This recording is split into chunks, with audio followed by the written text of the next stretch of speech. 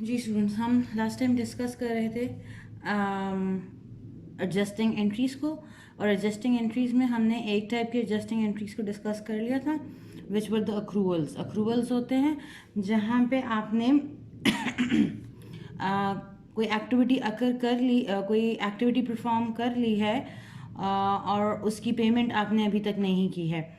और दूसरी टाइप की एडजस्टिंग एंट्री होती हैं डेफरल्स के लिए। डेफरल्स है जहाँ पे आपको एक्टिविटी अभी तक परफॉर्म नहीं किया, पेमेंट आपने कर दी थी, बट फॉर दैट पेमेंट जो भी रिक्वायर्ड एक्टिविटी, जो भी रिक्वायर्ड एक्शन था, वो आप बाद में ले रहे होते हो, उनको हम कहते हैं जी ये डेफरल्स हैं।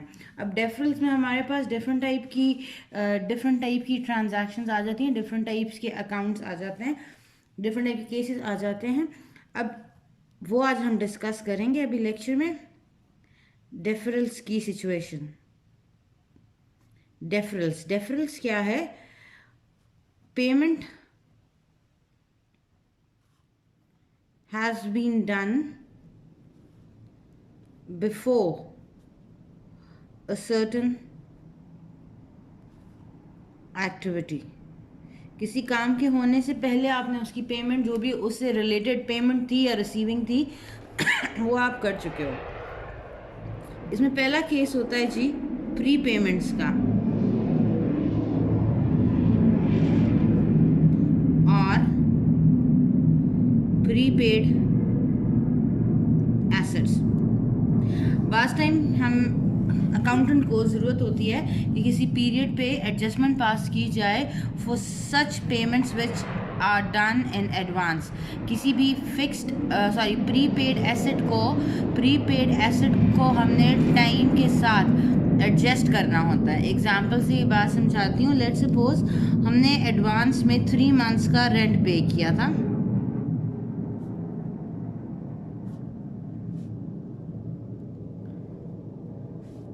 ऑन लेट्स सपोज 1 जनवरी।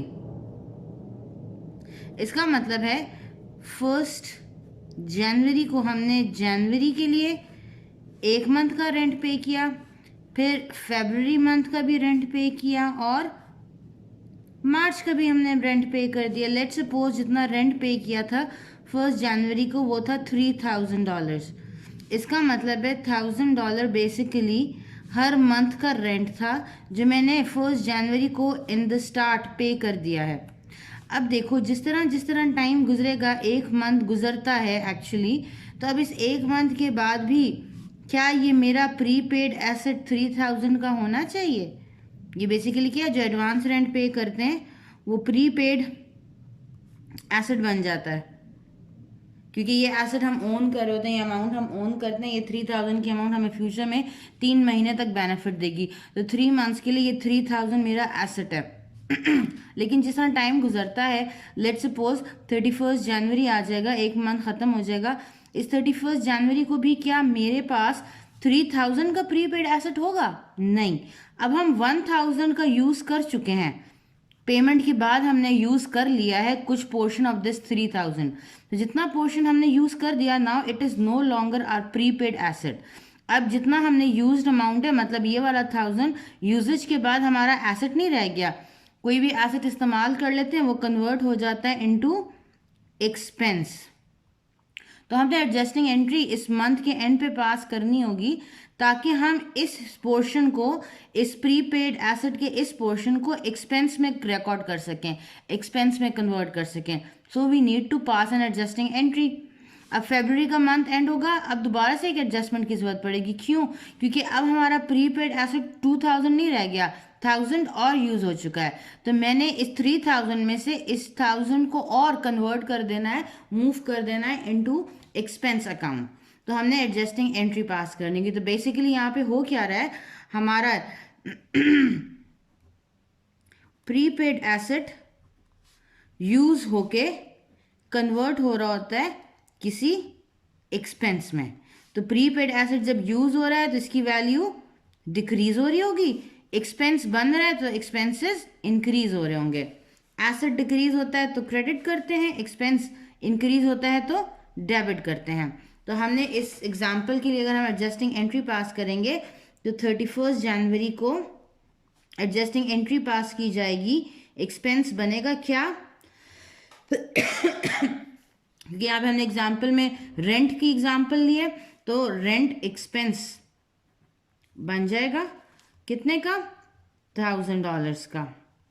और हमारा एसेट प्रीपेड रेंट क्रेडिट हो जाएगा, मतलब डिक्रीज हो जाएगा $1000। ये डेबिट है, ये credit. This is our adjusting entry to record this expense जो कि बना due to usage of some advance payment. Prepaid asset इस्तेमाल होके टाइम के साथ साथ कन्वर्ट हो गया एक्सपेंस में, क्योंकि हम उस एसेट से फ़ायदा उठा चुके हैं। तो जितना फ़ायदा उठा चुके हैं वो हमारा एक्सपेंस बन जाता है। तो हमने रिकॉर्ड किया एक्सपेंस को और प्रीपेड रेंट को डिक्रीज कर दिया। अब यहाँ पे एग्जांपल में मैंने रेंट दिया, रेंट के अलावा कोई भी प्रीपेड एसेट हो सकता है। प्री पेमेंट्स क्या होती हैं, एडवांस में आपने सैलरी पे कर दी, प्रीपेड सैलरी। बास्ट टाइम बिजनेस होता है अपने एम्प्लॉय को एडवांस में सैलरीज पे कर देते हैं, तो उस केस में हमारे पास यहाँ रेंट एक्सपेंस की जगह सैलरी एक्सपेंस आ जाएगा, प्रीपेड रेंट की जगह प्रीपेड सैलरीज आ जाएगा। क्वेश्चन में आपको एडवांस पेमेंट दिया हुआ है इंश्योरेंस प्रीमियम,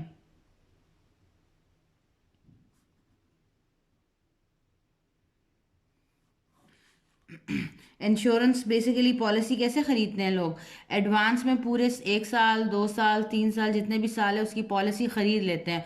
उसका मतलब होता है उन लोगों ने अपने फ्यूचर पीरियड को सिक्योर करने के लिए एडवांस में पेमेंट की होती है।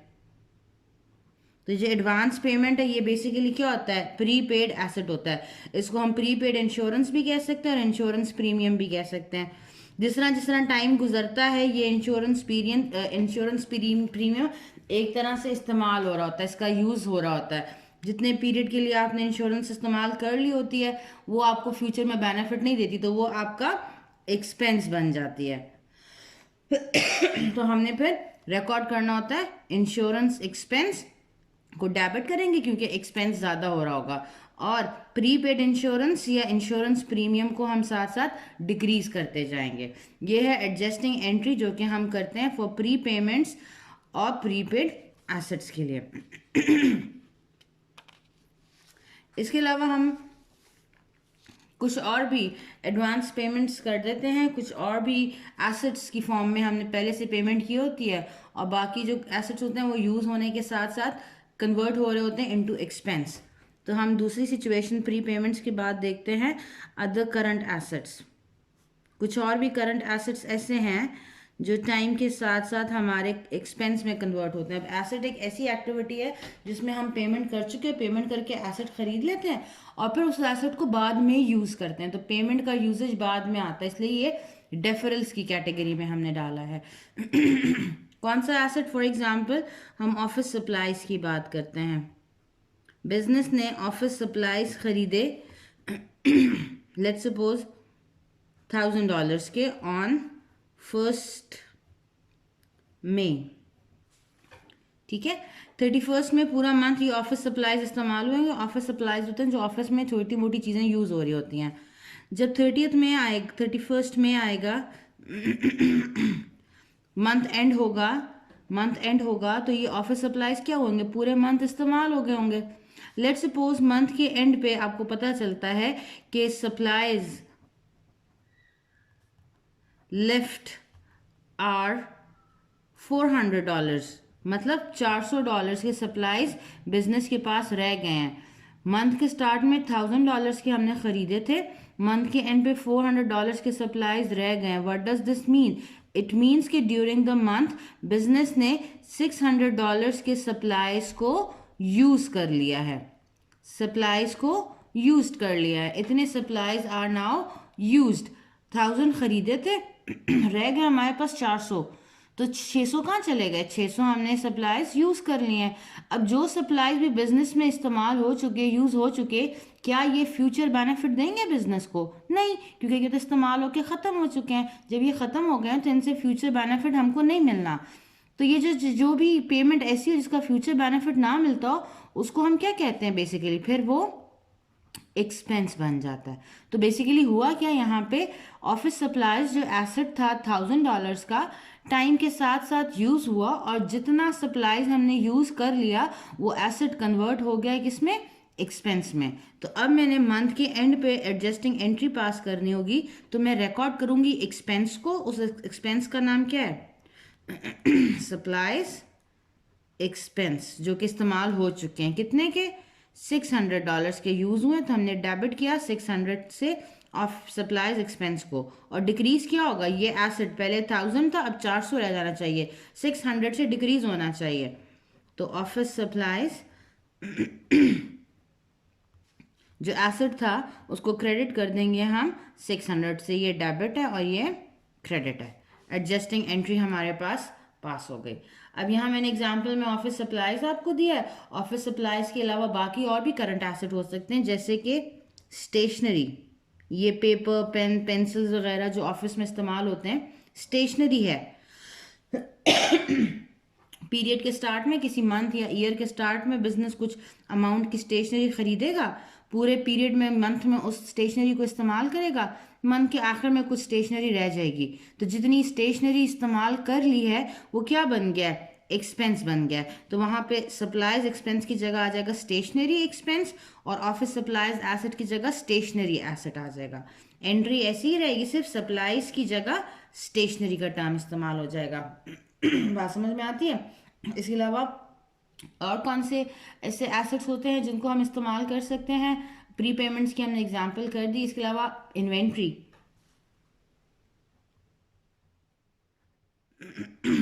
इन्वेंट्री जिसको हम परचेजेस भी कहते हैं, गुड्स भी कह सकते हैं, और ये स्टॉक भी है, वो आइटम्स जो बिजनेस ने सेलिंग पर्पस के लिए रखे हों, आइटम्स फॉर सेलिंग पर्पस, जो भी goods items products business selling के लिए रखता है उसको हम कहते हैं ये इन्वेंट्री है, परचेजेस हैं, गुड्स हैं या स्टॉक हैं। एक दफ़ा जब हम कुछ गुड्स को सेल कर देते हैं, क्या वो गुड्स हमें फ्यूचर में कोई बेनिफिट देते हैं, नहीं देते, क्योंकि जब हमने किसी को गुड्स बेच दिए हैं तो वो चीज़ें उस दूसरे बंदे के पास चली गई, हमारे बिजनेस के पास नहीं रहेंगी। जब वो हमारे बिजनेस के पास नहीं रहेंगी तो हमें फ्यूचर में बेनिफिट नहीं देंगी। लेट्स सपोज मैंने गुड्स थे जिनकी कॉस्ट थी मेरे पास $10,000 के गुड्स थे, ठीक है। इन $10,000 के गुड्स में से मैंने सेल कर दिए हैं $8,000 के गुड्स को मैंने सेल कर दिया। अब जितने मैंने गुड्स सेल कर दिए हैं ये ऐसे गुड्स हैं जो मुझे फ्यूचर बेनिफिट नहीं देंगे, ये मेरे पास से चले गए। तो एक तो मेरा गुड्स डिक्रीज हो गया, 10,000 से 2,000 पे रह जाना चाहिए, 8,000 से इसमें डिक्रीज आना चाहिए। दूसरा, जितना सेल कर दिया है वो मेरा बन गया है एक्सपेंस, और इस एक्सपेंस को हम एक ख़ास नाम से रिकॉर्ड करते हैं, इसको हम कहते हैं कॉस्ट ऑफ गुड्स सोल्ड। तो हमारे पास एडजस्टिंग एंट्री क्या आ जाएगी, ये एक्सपेंस ज़्यादा हुआ, गुड्स एसेट डिक्रीज हो गया, एक्सपेंस ज़्यादा होता है डेबिट करते हैं, एसेट कम होता है क्रेडिट करते हैं। तो एडजस्टिंग एंट्री हमारे पास हो जाएगी कॉस्ट ऑफ गुड्स सोल्ड को डेबिट करूंगी मैं 8,000 से, और क्रेडिट में मेरे पास आ जाएगा गुड्स जो एसेट था डिक्रीज बाय 8,000। ये हमने एडजस्टिंग एंट्री पास करनी है एक्सपेंस को रिकॉर्ड करने के लिए, वो एक्सपेंस जो एसेट से कन्वर्ट होके एक्सपेंस बना है,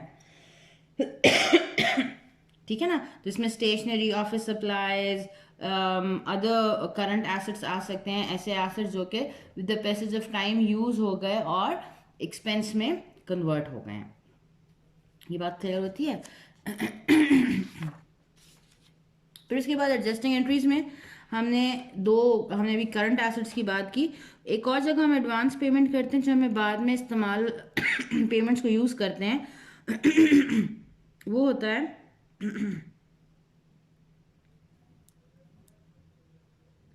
अनअर्न्ड रेवेन्यू। अनअर्न्ड रेवेन्यू में बेसिकली हम पेमेंट नहीं कर रहे तो पेमेंट रिसीव कर रहे होते हैं। अनअर्न्ड रेवेन्यू क्या होता है, payment received from customer for which no goods or services are delivered yet। एक ऐसी पेमेंट जो हमने कस्टमर से रिसीव कर ली है उन सर्विसेज उन गुड्स के लिए जो अभी तक हमने डिलीवर नहीं की है। मतलब कस्टमर को कोई चीज़ सेल करने से पहले, कोई सर्विस देने से पहले आप एडवांस में उससे पेमेंट रिसीव कर लेते हो, तो आपके पास एक लाइबिलिटी बनती है जिसको हम कहते हैं unearned revenue. Let's suppose on 1 मई मैंने कस्टमर से पेमेंट रिसीव की थी, तो कैश डेबिट किया था $1000 से for some services to be delivered in June. तो अनअर्न्ड रेवेन्यू बना था मेरे पास 1000 का। अब जून का मंथ आता है, मैं जून के मंथ में ये सर्विसेज दे देती हूँ। जब मैं ये सर्विस दे दूँगी तो मुझे 30 जून को एक एडजस्टिंग एंट्री पास करनी पड़ेगी जिसमें मैं रिकॉग्नाइज करूँगी, रिकॉर्ड करूँगी कि ये मेरी जो लाइबिलिटी थी पहले, जो मेरी लाइबिलिटी थी ये ख़त्म हो गई क्योंकि मैंने सर्विस दे दी है। ये लाइबिलिटी ख़त्म होकर किस में कन्वर्ट हो जाएगी? रेवेन्यू में कन्वर्ट हो जाएगी। तो बेसिकली लाइबिलिटी कम होती है तो हम उसको क्रेडिट करते हैं, तो अनअर्न्ड रेवेन्यू क्रेडिट होगा बाय $1000 एंड रेवेन्यू रिकॉर्ड किया जाएगा क्योंकि ये लाइबिलिटी जब ख़त्म होगी, सर्विस दे दी, तो ये जो $1000 था ये मेरे बिजनेस की अर्निंग बन गई है, मेरी इनकम बन गई है, मैंने ये रेवेन्यू अर्न कर लिया है। तो मैं इस दिन को रेवेन्यू रिकॉर्ड करूँगी। तो ये मेरी एडजस्टिंग एंट्री होगी तब जब मैं किसी लाइबिलिटी के लिए, किसी एडवांस पेमेंट के लिए अपने कस्टमर को सर्विस दे दूं या गुड्स डिलीवर कर दूंगी। तो अगर मुझे ऐसी इन्फॉर्मेशन दी जाती है कि बिजनेस ने पहले कोई एडवांस पेमेंट ले ली थी कस्टमर से और उसको गुड्स नहीं डिलीवर किए थे, इसका मतलब है मेरे ऊपर एक लाइबिलिटी बनी होगी जिसको हम कहते हैं अनअर्न्ड रेवेन्यू। बाद में मुझे पता चलता है कि बिजनेस ने इस कस्टमर को ये सर्विसेज इतनी वर्थ की सर्विस दे दी है, तो जितनी वर्थ की सर्विस दी है उससे हमारी लाइबिलिटी डिक्रीज हो जाएगी, तो डेबिट करेंगे उसको और उतनी ही अमाउंट का हमने रेवेन्यू को रिकॉर्ड करना। लाइबिलिटी ख़त्म हो गई, कन्वर्ट हो गई इनटू रेवेन्यू। ये बात क्लियर होती है? लास्ट में हमारे पास आती है adjustment for difference in case of fixed assets. Fixed assets अब फिक्स्ड एसेट्स क्या होते हैं आप लोगों को याद होगा शायद। Fixed assets are those assets which have a life longer than a year. 1 साल से ज़्यादा अरसे तक इन एसेट्स की लाइफ होती है, ठीक है।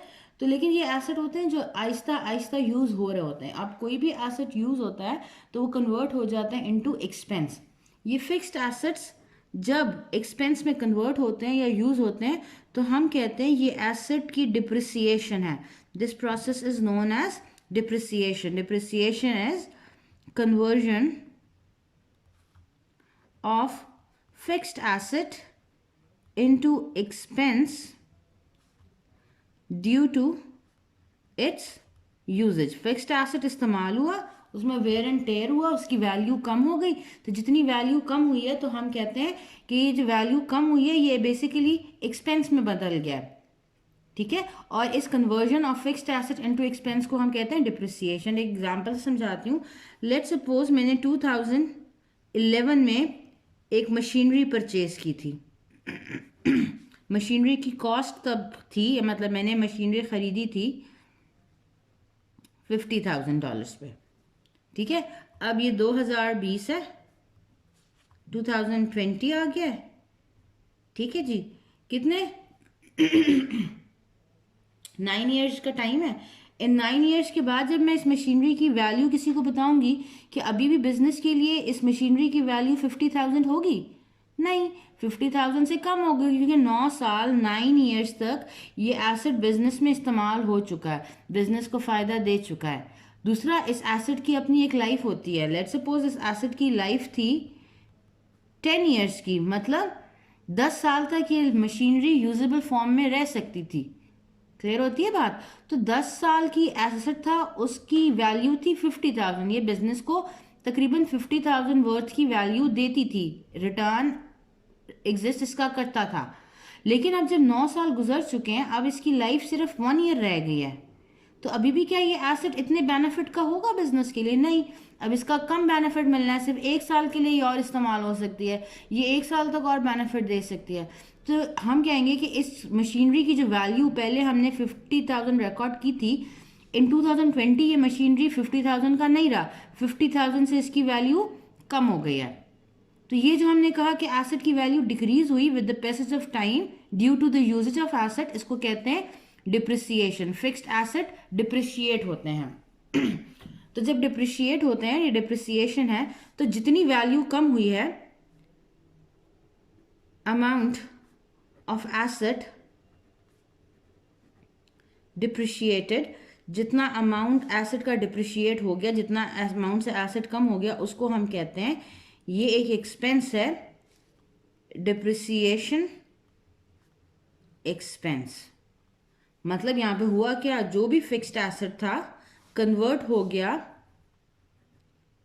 डिप्रिसिएशन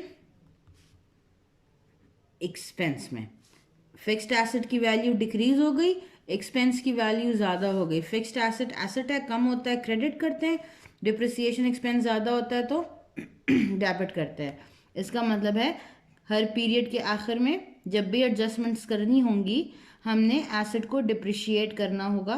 तो जितने अमाउंट से एसेट की वैल्यू कम हो गई है, लेट्स सपोज हमें यहाँ पे इंफॉर्मेशन मिलती है कि जी 40,000 का एसेट इस्तेमाल हो चुका है, एग्जाम्पल दे रही हूँ मैं आपको, 40,000 का एसेट इस्तेमाल हो चुका है। तो इसका मतलब क्या हुआ कि 50,000 से एसेट की वैल्यू डिक्रीज हो जानी चाहिए, डिप्रिसिएशन एक्सपेंस बन गया है। तो एडजस्टिंग एंट्री यहाँ पे क्या होगी, अब एक्सपेंस है तो डेबिट करना है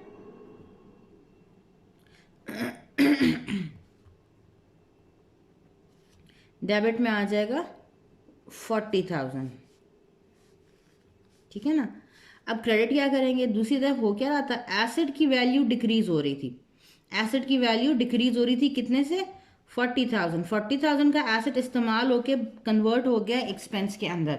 हमने एक्सपेंस तो रिकॉर्ड कर दिया, अब हमने क्या करना है, एसेट में डिक्रीज को रिकॉर्ड करना है। अब यहाँ पे मैं क्या कर सकती हूँ, क्रेडिट कर सकती हूँ इस मशीनरी अकाउंट को जो एसेट था। लेकिन हमारे पास कुछ प्रिंसिपल्स थे, गैप प्रिंसिपल स्टार्ट में हमने देखे थे, जो कि रूल्स होते हैं जिनको हमने फॉलो हर हाल में करना होता है। वो रूल एक उसमें था कॉस्ट प्रिंसिपल। कॉस्ट प्रिंसिपल ये कहता है कि फिक्स्ड एसेट्स को आपके अपने फाइनेंशियल रिकॉर्ड्स में हम हमेशा रिकॉर्ड करते हैं एट इट्स कॉस्ट, उनको कॉस्ट पे ही लिखा जाता है।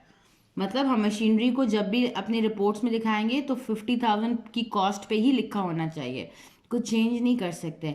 लेकिन अब यहाँ पे एक रिक्वायरमेंट कहती है कि हमने जितना एसेट इस्तेमाल हो गया है उसको भी साथ में रिकॉर्ड करना है। तो हम क्या करते हैं कि हम एक अकाउंट क्रिएट करते हैं, एक नए नाम से अकाउंट लिखते हैं। उस किस्म के अकाउंट को हम कहते हैं कॉन्ट्रा एसेट अकाउंट। जो एसेट्स में डिक्रीज के लिए अकाउंट का नाम इस्तेमाल हो रहा होता है उनको हम कहते हैं these are contra asset accounts.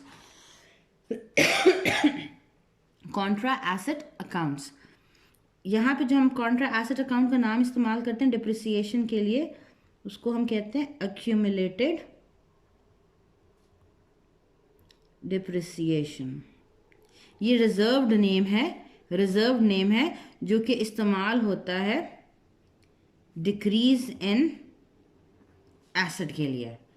Accumulated depreciation, जब भी डिप्रिसिएशन रिकॉर्ड करनी होगी, एडजस्टिंग एंट्री पास करनी होगी, एक हमने डिप्रिसिएशन एक्सपेंस लेना है, दूसरा हमने एक्यूमुलेटेड डिप्रिसिएशन लेना है जो कि क्रेडिट होगा बाय 40,000। अब एसेट है, एसेट की तरह का एक अकाउंट है जो कि रिकॉर्ड कर रहे हैं डिक्रीज को रिकॉर्ड करने के लिए एसेट में, तो इसको हमने ट्रीट एसेट की तरह ही करना है। एसेट डिक्रीज होता है तो हम उसको क्या करते हैं, क्रेडिट करते हैं ना, तो हमने इसलिए एक्यूमुलेटेड डिप्रिसिएशन अकाउंट को क्रेडिट ही किया है। बात समझ में आती है। अच्छा, यहाँ पे एक और बात देख लो कि एक्यूमुलेटेड डिप्रिसिएशन की जगह कुछ और रिजर्व नेम भी यूज हो सकते हैं। प्रोविजन फॉर डिप्रिसिएशन भी लिखा जा सकता है, कोई फर्क नहीं पड़ता, एक ही कॉन्सेप्ट है, नाम दो मुख्तलिफ हैं। Provision for depreciation, provision for depreciation और एक्यूमुलेटेड डिप्रिसिएशन, दोनों का मतलब एक ही है। ये वो अकाउंट का नाम है जो हम एसेट में डिक्रीज के लिए इस्तेमाल करते हैं। एसेट डिक्रीज होके एक्सपेंस में कन्वर्ट हो गया है, फिक्स्ड एसेट डिक्रीज होके एक्सपेंस में कन्वर्ट हो गया है। तो जब भी फिक्स्ड एसेट की वैल्यू डिक्रीज होगी हमने टर्म यूज करना है डिप्रिसिएशन का। तो डिप्रिसिएशन एक्सपेंस बन जाएगा, एक्यूमुलेटेड डिप्रिसिएशन बन जाएगा।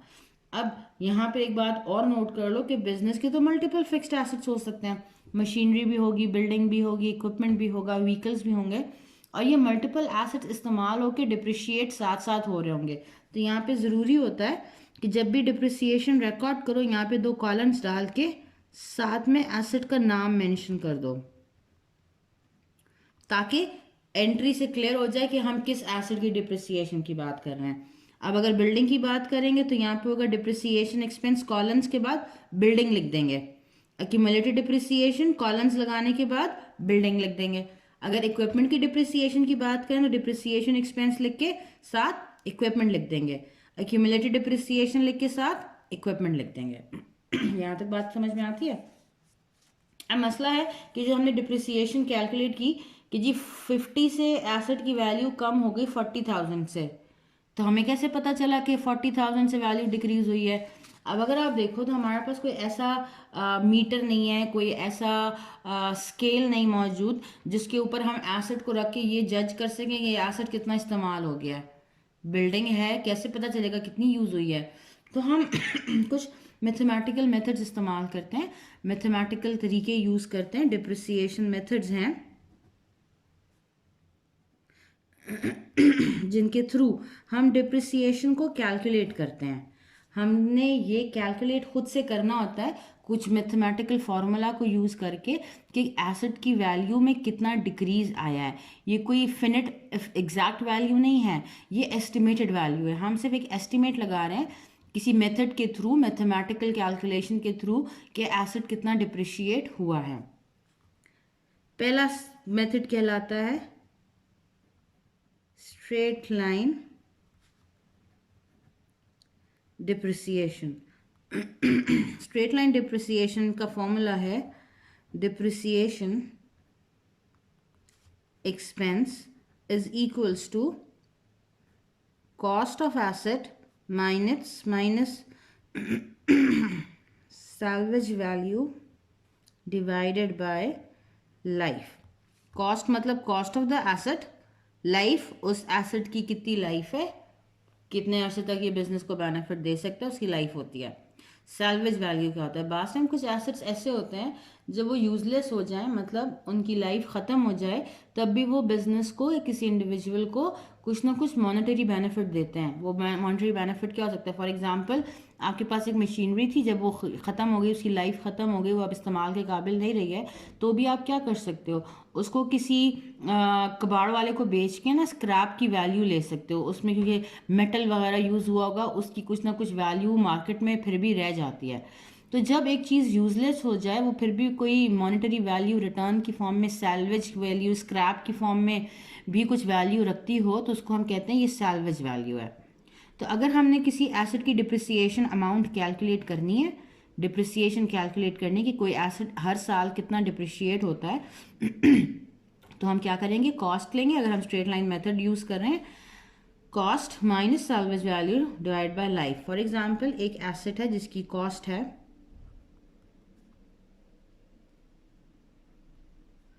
$10,000, it has salvage value of $1,000 and life 9 years। तो डिप्रिसिएशन हो जाएगी 10,000 माइनस 1,000 डिवाइडेड बाय 9, तो आंसर आ जाएगा 9,000 डिवाइडेड बाय 9 इक्वल्स टू 1,000। मतलब $1,000 से हर साल ये एसेट क्या होगा, डिप्रिशिएट होगा। अब एक बात यहाँ पे याद रख लो, this is the depreciation per year, हर साल की डिप्रिसिएशन है। अगर आपको एडजस्टिंग एंट्री कही गई हो ये पूरे साल में इतना एसेट कम होता है, अगर आपको कहा जाए कि एडजस्टिंग एंट्री पास करनी है मंथ के एंड पे, तो आपने सिर्फ 1 मंथ की डिप्रिसिएशन कैलकुलेट करनी है। तो 1 मंथ की डिप्रिसिएशन क्या होगी, ये पूरे साल मतलब 12 मंथ्स की डिप्रिसिएशन है। तो पर मंथ के लिए 1000 डिवाइड बाय 12 कर देंगे, जो भी आंसर आएगा it will be per month depreciation. तो क्वेश्चन को रीड करें। क्वेश्चन में ईयरली एडजस्टमेंट मांगी गई है, तो साल की डिप्रिसिएशन रिकॉर्ड करनी है। अगर क्वेश्चन में आपको कहा जाए कि एडजस्टिंग एंट्री पर मंथ है, 1 मंथ के बाद में एंट्री करते हैं, तो फिर आप इस पर ईयर को डिवाइड बाय 12 करके पर मंथ की वैल्यू फाइंड आउट कर लोगे। यहाँ बात समझ में आती है। मोस्ट कॉमनली हम straight line method of depreciation he use करते हैं। इसके अलावा एक और मेथड कॉमनली यूज होता है, उसको हम कहते हैं reducing balance method. Reducing balance method में डिप्रिसिएशन कैलकुलेट की जाती है current value of asset into depreciation rate. Last time depreciation को रिकॉर्ड करने के लिए एक रेट फिक्स्ड होता है। Let's suppose 10% is the depreciation rate, मतलब हर साल एसेट 10% से डिक्रीज होगा। हर साल एसेट 10% से डिक्रीज होगा, तो आपको फिर वैल्यू ऑफ एसेट पे ये परसेंटेज अप्लाई करनी पड़ती है। लेट्स सपोज एक एसेट है जिसकी वैल्यू है, कॉस्ट है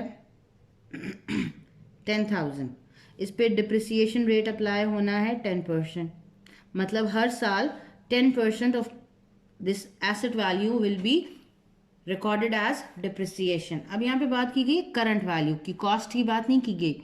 अगर कॉस्ट हो तो कॉस्ट हर दफ़ा हम लेंगे, यहाँ हमने करंट वैल्यू मतलब जो आज वैल्यू है एसेट की, उस वैल्यू पे 10% अप्लाई करना है।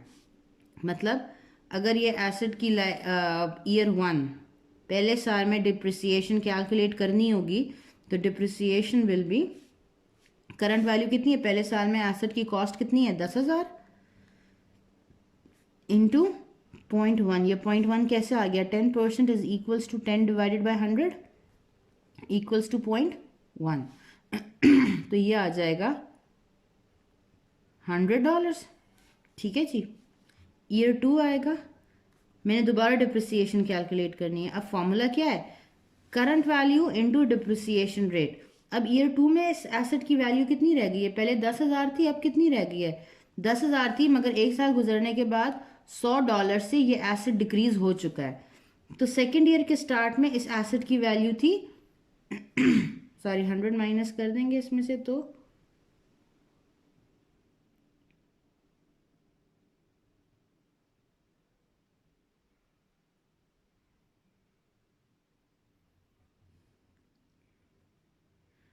$9,900, 10,000 माइनस 100। अब ये करंट वैल्यू ऑफ एसेट बन चुकी है। मैं दोबारा डिप्रिसिएशन कैलकुलेट करती हूँ। अब आएगा 990 इंटू 0.1, यह आ जाएगा $99।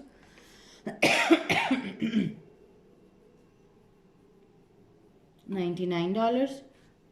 ईयर 3 की डिप्रिसिएशन कैलकुलेट करनी है, दोबारा करंट वैल्यू फाइंड करनी है। अब करंट वैल्यू क्या होगी, 990 माइनस 99 इज इक्वल्स टू जितनी वैल्यू आती है ना, this is the current value of asset. तो मैं जब डिप्रिसिएशन कैलकुलेट करूंगी, इस करंट वैल्यू इंटू 0.1 करूंगी, जितना आंसर आएगा that will be my depreciation amount.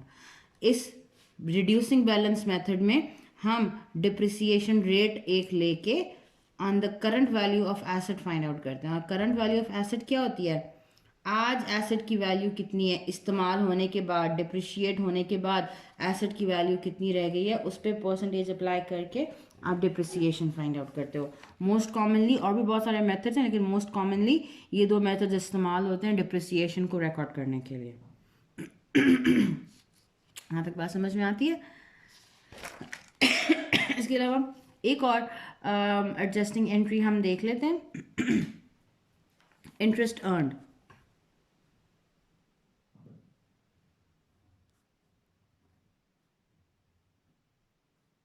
Sorry, interest हम डिस्कस कर चुके हैं शायद। Bad debts, sorry, bad debts क्या होता है? इन सर्टन केसेस हमारा कुछ ऐसा अकाउंट रिसीवेबल क्या होता है? वो पैसे जो कस्टमर की तरफ से हमें रिसीव होने होते हैं। लास्ट टाइम ऐसा होता है कि हमें पता ये चलता है कि part of our account receivable is unrecoverable, non recoverable है। ऐसे अकाउंट रिसीवेबल हैं जो कि रिकवर नहीं हो सकते।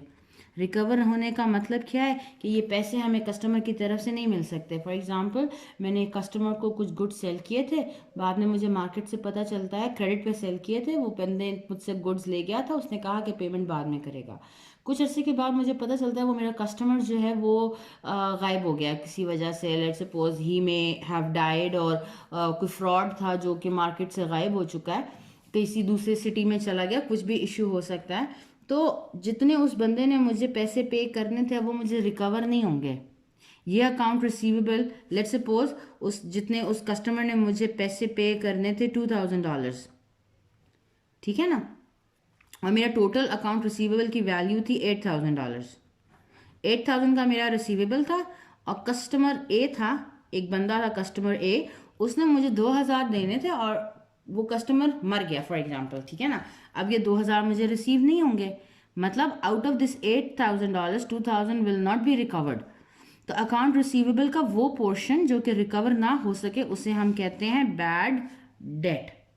ये जितने बैड डेट्स होते हैं ये बेसिकली बिजनेस का लॉस होते हैं। Loss means these are the expenses. Business का नुकसान है ना, बिजनेस को ये 8000 मिलने थे, अब नहीं मिलेंगे, ये रेवेन्यू अर्न नहीं होगा उसका, ये उसको पैसे रिसीवेबल नहीं मिलेंगे, ये बिजनेस का एक्सपेंस बन गया, इसको हम एज एक्सपेंस ट्रीट करेंगे। तो यहाँ पे एडजस्टिंग एंट्री पास करनी होती है डिक्रीज इन अकाउंट रिसीवेबल को रिकॉर्ड करने के लिए, and increase in this expense जिसको हम बैड डेट कहते हैं। तो इसकी एडजस्टिंग एंट्री कैसे हो जाएगी? एसेट डिक्रीज होगा क्रेडिट करेंगे, एक्सपेंस इंक्रीज होगा डेबिट करेंगे। तो हम एडजस्टिंग एंट्री पास करेंगे बैड डेट को रिकॉर्ड करने के लिए, जो कि एक एक्सपेंस है। डेबिट करेंगे कितने से? जितना अमाउंट हमने रिकवर नहीं करना, 2000 से डेबिट कर देंगे, और अकाउंट रिसीवेबल को 2000 से क्रेडिट कर देंगे।